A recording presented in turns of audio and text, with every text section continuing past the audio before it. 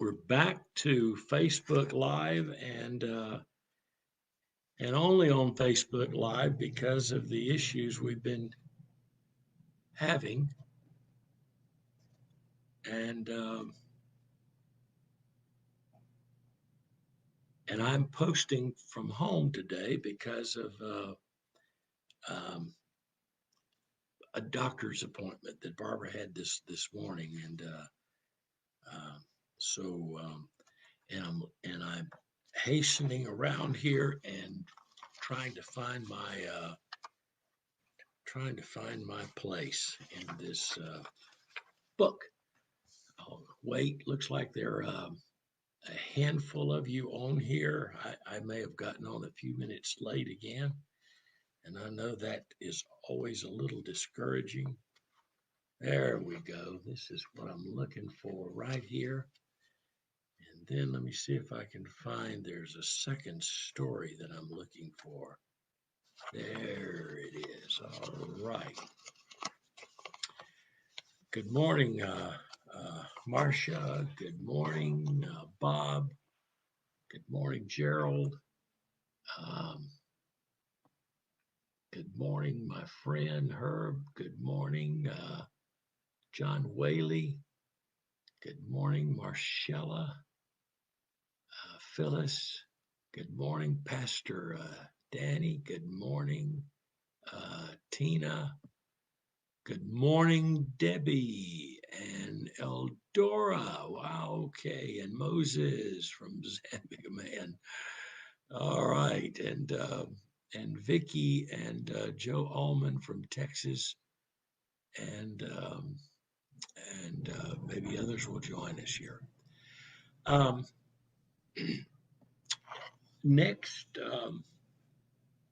Tuesday at 11 o'clock. In fact, let me put that down. It would be, let's see, it's going to be the 11th, 12th, 13th. I think it's the 14th.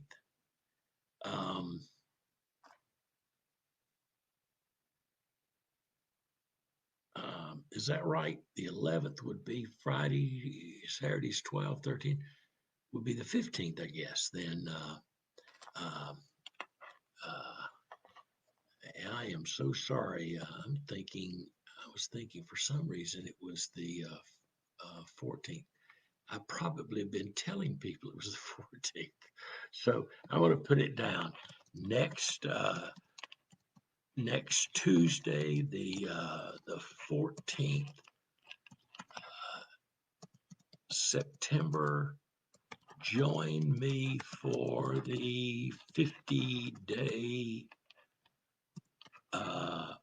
fight.com. And you can actually go to that website and watch every day at 11 o'clock. There it is. Amazing. Okay. You can watch the broadcast, but here's what I'm looking for. I'm looking for a handful of people, 12, 13, 14, 15 people at least, who would actually join me on the video broadcast itself. And if there's time, pray. And that would mean that you'd need to be in front of a phone with a interface, so they could see your face, ideally, and then or you got a picture up of yourself, and then when you're called on, you would pray. It's an hour prayer for the nation called the 50-day fight. And I'm leading in only one of the 50 days, and there are many other people across the nation who are leading this call to pray. If you would join me, you can send a note. It's probably not good to message here because we may not find it. To participate in the, I didn't spell that right, to participate in the, all right. When you're spelling at a blackboard or in public, the spelling spirit leaves you. To participate in the broadcast, um, call Barbara at 704-996-5091, and then or email Doug Small or Barbara Small, either one, at projectpray.org, and then we'll get you the link to participate in this in this broadcast. Um, um, I want to tell you two stories. That's what I'm going to do with you today, and these are actually out of a book. It's no longer in print, called "Stories That Open God's Larger Window" from DeVern Fromke. And these are stories from the underground church in the days, in the height of the communist oppression under Mao. They come indirectly from Watchman Nee. He talked about two brothers who had cultivated a field of rice, and of course, as you know, they're often stepped, and they had a higher place up on the hill, and the heat is sweltering. They dig a navigation ditch or an irrigation ditch around their entire rice field, and flood it. Of course, the way you grow rice. And in the night,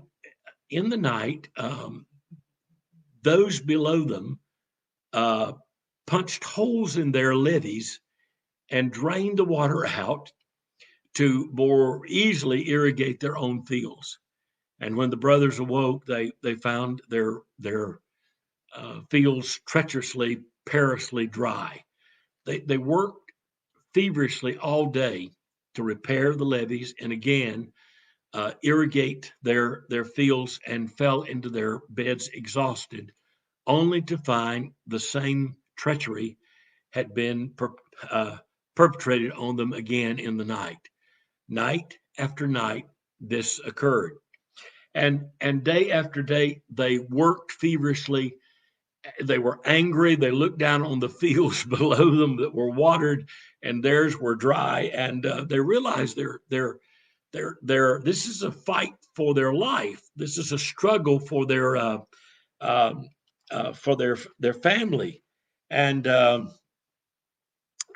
they were both believers, secret believers. And God began to pray. God would intervene in some way. And to their horror, God spoke to them and said, water your neighbor's fields first, and you'll be happy. The angst of your soul will leave. Bless those who are persecuting you, who are taking advantage of you.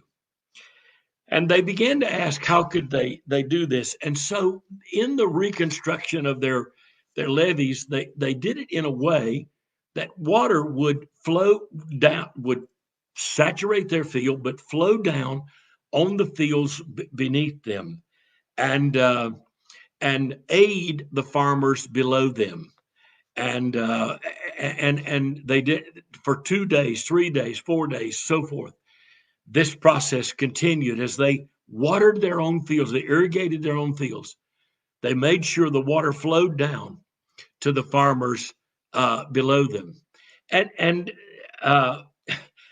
those farmers climbed the hill and apologized to them, and admitted to them that if they had been on the upper step, on the upper layer, they would not have done this. And then they said to them, we know you are Christians, and we know the reason you did this was because of your faith. And if this is what it means to be a Christian in real life, and see, that really is the question, isn't it? What does Christianity look like? Not in the chapel, not in ideas, but in real life. If this is what Christianity looks like in real life, tell us more. And they were able to lead their neighbors to faith in Jesus Christ. Tolerance is not love. It's not the biblical love of the Bible.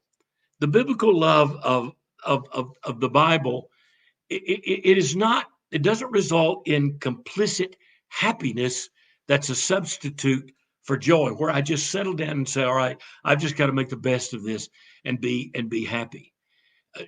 Our joy should never go away, and God's love poured through us should never go away. And I know this is the ideal, and I keep coming back to this fact that you only reach this ideal not by your will screw tightened down, but somehow by the grace of God flowing to you and through you. It isn't your love improved, it's his love imputed. It isn't your joy, it's the joy of the Lord.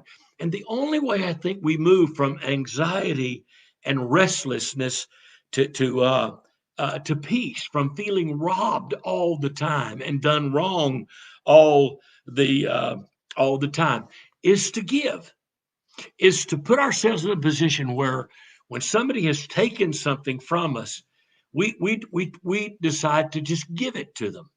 And in giving it to them, we're freed. And see, that is the issue, isn't it?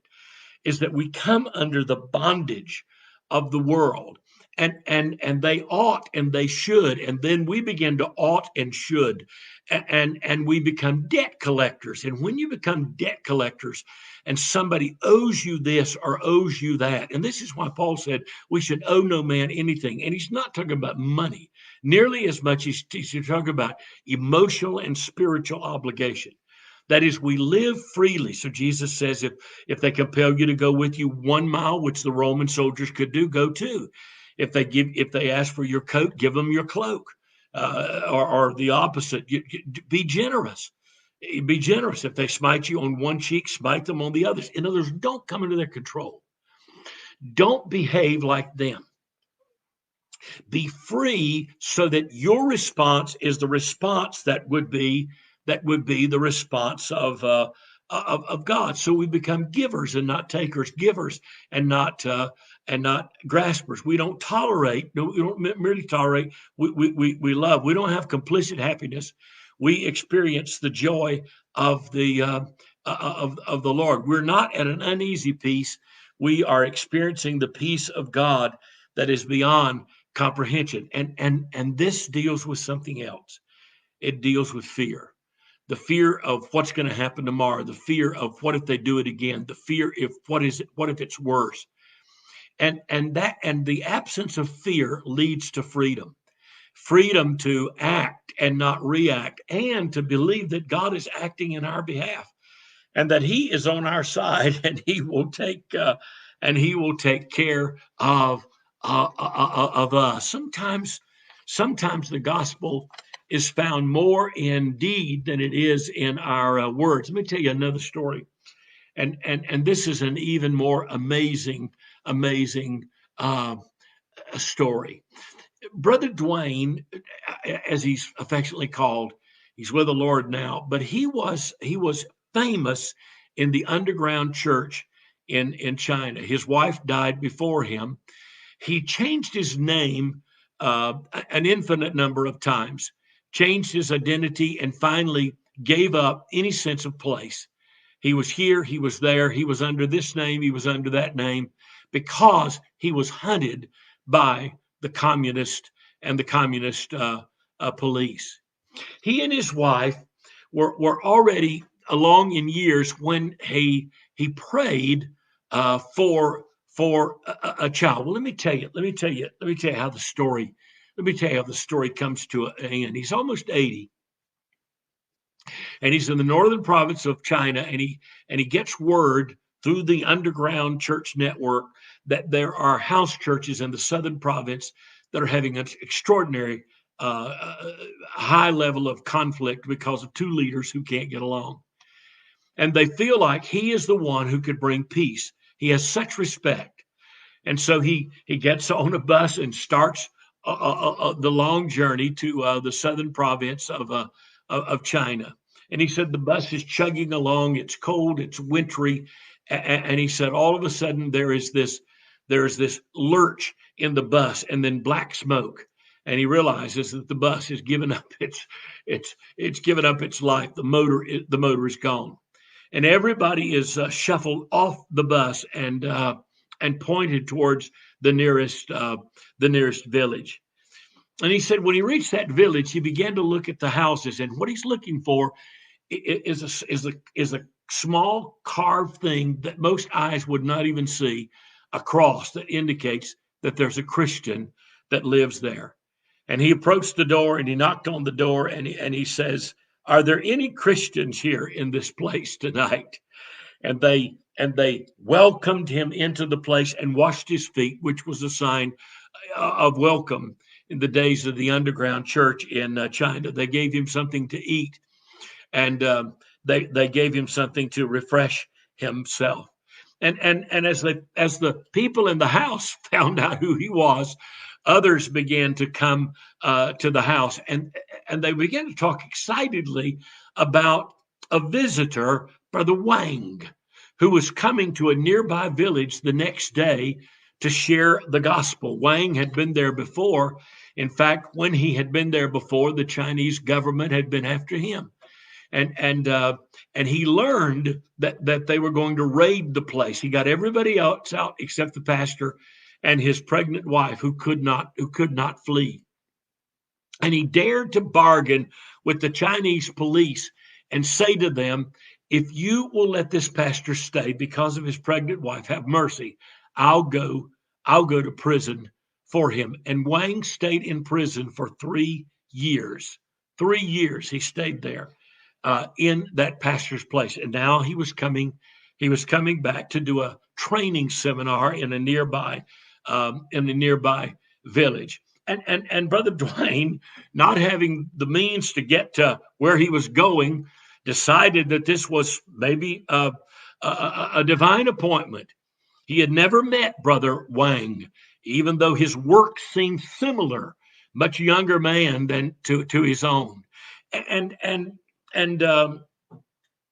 as he journeyed the next day with a group of people in various carts and wagons to the next village, he began to ask about this Brother Wang. He's a somewhat young man. He's in his late 30s or 40s, and they began to tell him about the gospel and the work that he did. And Brother Dwayne began to think about his wife, who had died a few years earlier, about the loneliness of his own work, and about the fact that they late in life had prayed that God would give them a child, and he had.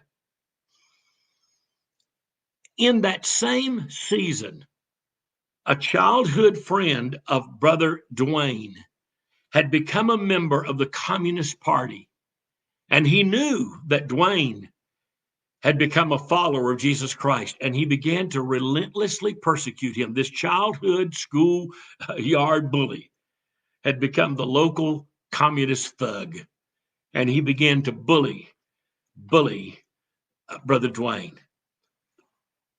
One morning, 2 months after the birth of their child, his wife had a vision, and the vision was, "Give your son to your enemy."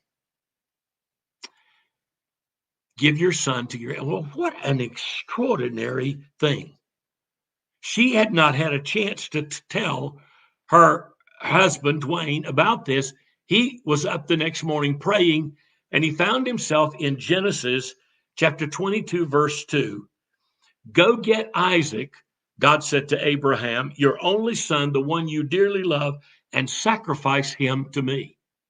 Dwayne began to tell his wife what the Lord was saying to him in his morning devotions, and she began to tell him about the vision that she had seen in the night of their giving their son, their only son, the son that they loved. They knew they would never have another son, to woo Dwayne's childhood friend, now enemy. Wu and his wife had not had children. Wu and his wife, already adults, well into their 40s, they'd not been able to have children either. And so they presented Wu with the possibility, with the proposition that he adopt their only son, their Isaac. Dwayne was concerned that at one day, Wu would come and he would be in prison, and then he was concerned what would happen to his child. I know that if he's with Wu, he will always have food. He will always have protection. It was a strange thing. It was difficult. It was difficult for them. It was difficult for them to do. They released their child. An earthquake came to the area. Dwayne was ultimately picked up and imprisoned because of his preaching the gospel of Jesus Christ. When he got out of prison, he came back to the area, but the earthquake had caused so many people to leave, including Wu, with his only son. But what he didn't know was that Wu, in the process, thinking about Dwayne's gift to him and Dwayne's witness to him and Dwayne's faithfulness to Christ in the face of persecution, that Wu himself would become a follower of Jesus Christ.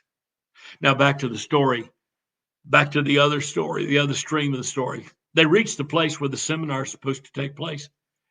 And brother Dwayne can't even get into the building. He thinks, I've heard the gospel so many times, I'll sit outside and listen in the courtyard. And he began to listen to this late 30s, early 40 or so young man, Brother Wang, on the inside. And he said, the more I listened, he said, the more it sounded like me. He said, the more I listened, the more I thought he's using phrases. He's saying things the way I would say things. He got up to the window. Excuse me, can I get by you? He got up on a chair. He tried to see through the window just to see if he could see the man. He stumbled. The chair toppled. He fell. He created quite a commotion. I'm sorry, sir, he said from the back of the room to Brother Wang. And there was a moment of almost breathless silence in the room as the two looked at one another. Wang said, did someone call him Dwayne? Dwayne? He looked in the back of the room. Are you Brother Dwayne? And he knew immediately this was Brother Dwayne, and he collapsed. They had to catch him. He collapsed in the pulpit on the speaker's little dais there. And suddenly, Dwayne knew that Wang was his son. And Wang knew that Dwayne was the man his adoptive father had talked to him about all these years. I'm not your biological father. Your biological father was a man of God. He was a man of faith. I hope you'll grow up to be like him. I hope you'll not grow up to be like the man I turned out to be in my early years. I hope you'll come to know Jesus Christ. And Brother Wang, Dwayne's son, had become a follower of Jesus Christ. The two met in the room. It was an extraordinary moment of commotion, of emotion, as the two fell across one another's shoulders and exchanged tears and exchanged embraces, both of them trembling over the glory of God's mysterious ways. The wonder of God's mysterious ways. Wang had become an evangelist. Actually, after the fashion of his biological father, Dwayne had changed his name so many times, trying to elude the communists and one more arrest, moving from place to place, that there was no way for Wang ever. I tried to find you. There was no way for him to find him. The two stories speak of trusting God and the ways of God, of hearing God and blind, wild, crazy obedience. You can't serve God from the left side of your head. It doesn't always make sense. God's shortest paths from A to B takes in C, D, E, F, and sometimes J, Q, and X. I'm telling you, his ways are not our ways. We often stumble into his will backwards, falling as Brother Dwayne did in the back of the room. It's amazing. The two of them might have never met one another if it had not been for a broken down bus near a village nearby. At the same time, the two just happened to be crossing paths near the same village. The interruptions to our life are often God's main thing. They're not our main thing. They're interruptions for us, but they're God's main thing. And tending our own fields seems the logical thing to do. How can we tend the fields of others first? But this is often the way of God, is that we look to others first, that we make the mad rush to the back of the line, that we fight over being last, that we wear the towel, that we get the reward for washing the most feet. It's a different kind It's a different kind of spirit that we've seen in Western American Christianity. It's a spirit of humility. It's a spirit of grace. It's not tolerance. It's love. It's not complicit. I guess I'm just going to be happy. Have to be happy with what I have. It's the joy of the Lord. It's not placid peace at any cost. It's the peace of God. It's freedom from the fear of being wronged or hurt by other people, because how can that happen to me? Because God is on my side. And what you take from me, he'll give back tenfold. That is a difficult thing for us to believe. That's the life of adventure. That's the life of faith. That's the life of following hard after God. I remember a man telling me a story, and he told me he was one of the best members I ever had. He was a simple, humble man. I could always count on him. Barbara and I were pastoring in Fresno. And he told me the story about a man who lived in a little single wide trailer like he lived in. And in fact, the man did a foolish thing. He took his insurance premium, his trailer was paid off, and he gave it to missions. And he gave it to missions saying, all right, God, I'll give this $300 or whatever it was to you for a missionary. And you take care of me. I'm not suggesting that for a moment. This is something he heard from the Lord. One night at the parsonage, the word came that his little mobile home was on fire. The pastor knew his sacrifice. He knew that he didn't have a lot. He knew that he didn't have a means of taking care of himself, and he knew that he didn't have insurance. And he told the brother, "You go on. I'll be there. I'll be there in just a moment." And when the pastor arrived, the fire trucks were there, the engines were there. They were putting out the fire, but the mobile home was destroyed. And he said, amidst all the water and the hoses and the lights and the fire, he was trying to find this dear brother and asking himself, how can I put my arm around him and comfort him? I know he'll be distraught. But he found him. He found him as close to the fire as he dared to be, with his hands raised, praising God. You give and you take away. Blessed be the name of the Lord.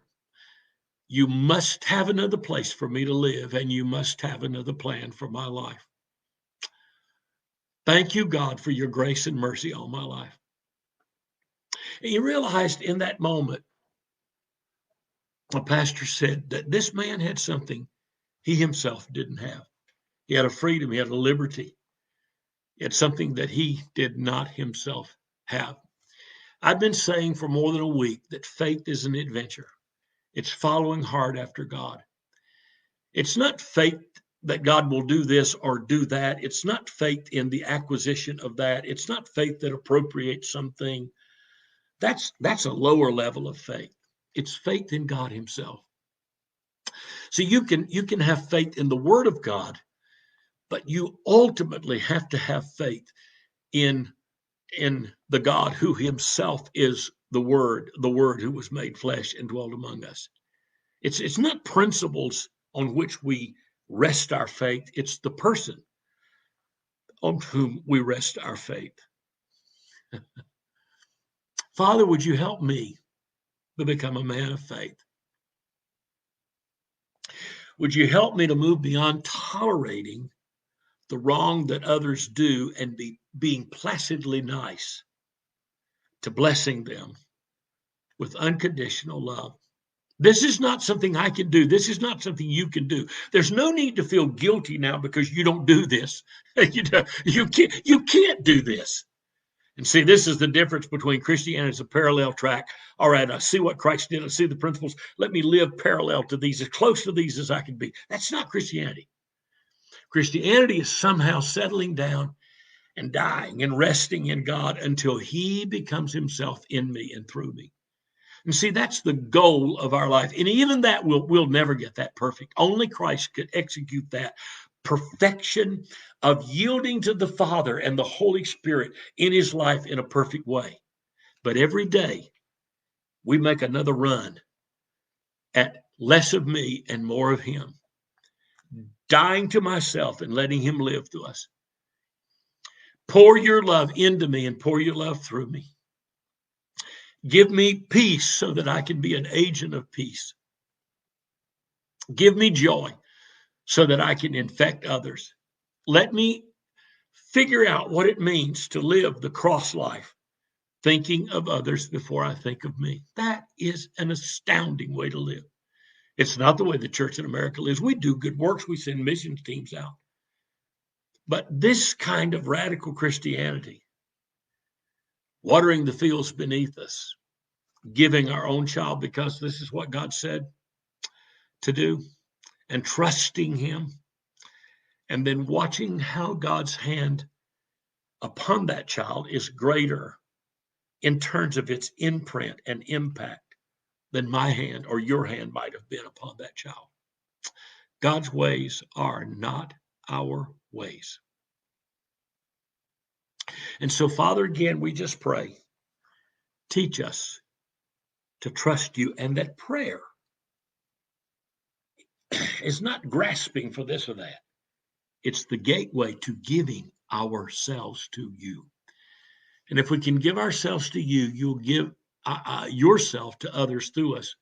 And if we'll allow you to give ourselves away to others, you could radically use us in ways that we don't understand. God bless you. I went over again. I'm so sorry. So sorry. Vicky, God bless you. Gerald, God bless you. Moses, God bless you. Eldora, God bless you. Shirley, good to see you on this morning. Ramona, God bless you. All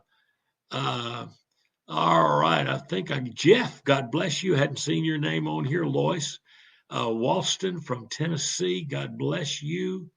Sonia, Shauna, all right. So many of you on here this morning. God bless you all. I hope you have a wonderful, wonderful day.